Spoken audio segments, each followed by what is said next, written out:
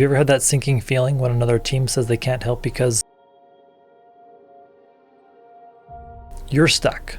Your team's success depends on another team's deliverable, but they're being measured on completely different goals. Maybe engineering is optimizing for code quality while you need speed. Or operations wants stability where your team needs to ship new features. Or maybe finance is cutting costs while you're trying to grow. And when the deadline gets missed, you're the one left explaining it to leadership.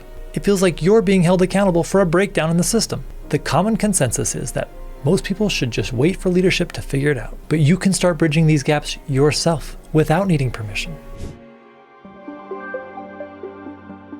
Start by having a different kind of conversation with the teams that you depend on. Instead of just asking for what you need, take 15 minutes to really understand what they are trying to achieve this quarter. What are their goals? What pressures are they under? What does success look like for them? Once you understand their world, you can frame your request differently. Instead of only stating what you need, like, we need this by March, you can connect it to their world.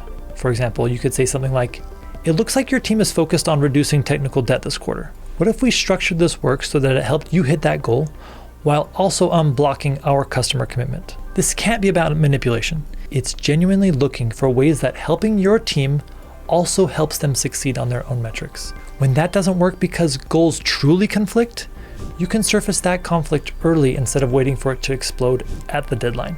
Send a simple, neutral message to all the relevant leaders. Hey everybody, it looks like Team A's goals for stability and Team B's goals for new features might be creating tension on Project X.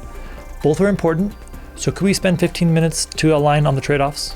Don't make this about complaining or escalating a people problem. You can make this about giving leadership visibility into a strategic misalignment that they might not even see from their vantage point. You're helping them make a thoughtful decision early instead of driving them into a crisis-driven one later. Another move is to propose shared success metrics for cross-team work. It's kind of magical.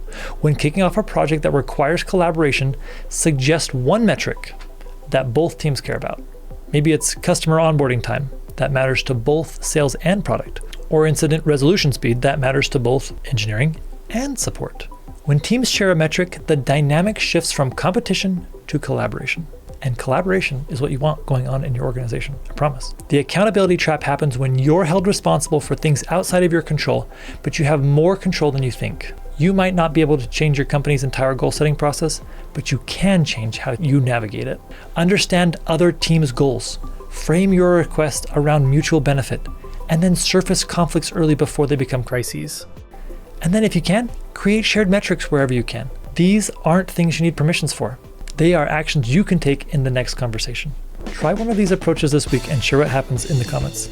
It's super powerful when you can see other people making these kind of changes in their organization, and you can figure out which one resonates best for your situation. Go kill it.